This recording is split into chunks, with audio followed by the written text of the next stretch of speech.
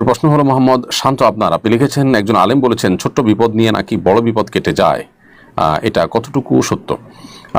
ছোট বিপদ আল্লাহ তাআলা অনেক সময় বান্দাকে দেন, এটা দিয়ে বড় বিপদ থেকে তাকে রক্ষা করেন না, এরকম হয়। যেমন আল্লাহ সুবহানাহু ওয়া তাআলা বলেছেন ওয়ালানুযীকান্নাহুম মিনাল আযাবিল আদনা দুনাল আযাবিল আকবার লাআল্লাহুম ইয়ারজিউন। মানুষকে বড় শাস্তি দেওয়ার আগে আল্লাহ তাআলা ছোট শাস্তি দেন, এবং এই শাস্তিটা আল্লাহর জন্য দেন যাতে করে মানুষ ফিরে আসতে পারে। তো এরকমটি ঘটে, যিনি বলেছেন তিনি সত্য বলেছেন। অনেক সময় ছোট বিপদ দিয়ে আল্লাহ সুবহানাহু ওয়া তাআলা বড় বিপদ থেকে মানুষকে রক্ষা করেন বা উদ্ধার করেন।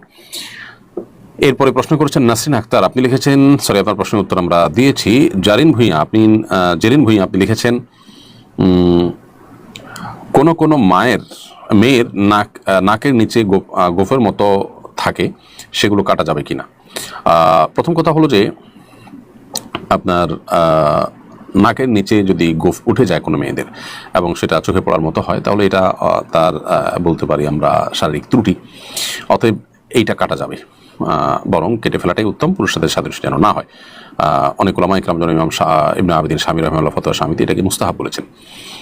মাবিয়া সুলতান লিখেছেন, আমি সৌদি আরবে থাকি, বাসায় কাজ করি, এখান থেকে আমি কি মাহরাম ছাড়া উমরা যেতে পারবো? বোন মাবিয়া সুলতানা, আপনি যেখানে বসবাস করছেন সে বসবাস স্থল থেকে বাইতুল্লাহ এর দূরত্ব যদি ৭৭.২৫ কিলোমিটার হয়, তাহলে সেক্ষেত্রে এটা সফরের দূরত্ব।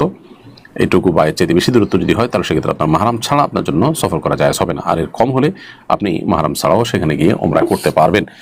আর সেক্ষেত্রে আপনি বাসায় কাজ করছেন, সেখানে মাহরাম ছাড়া গিয়েছেন, সেজন্য আপনার তওবা করা উচিত এবং মাহরাম ছাড়া সফর করার কারণে গুনাহ হয়েছে। সেখানে আপনি যেখানে কাজ করছেন সেখানে যদি পর্দা পরিপূর্ণ মেনটেন করতে পারেন তো ভালো, আর না হলে সেটা কিন্তু আরেকটি গুনাহের বিষয়। আল্লাহ তাআলা আমাদেরকে হেফাজত করুন। হালাল উপার্জনের পথগুলো কঠিন হয়ে আসছে, আমাদের বোনরা নানা কারণে তারা এ ধরনের পরিস্থিতির মুখোমুখি হচ্ছেন। আল্লাহ তাআলা তাদের হালাল উপার্জনের ব্যবস্থা করুন, আমরা দোয়া করি।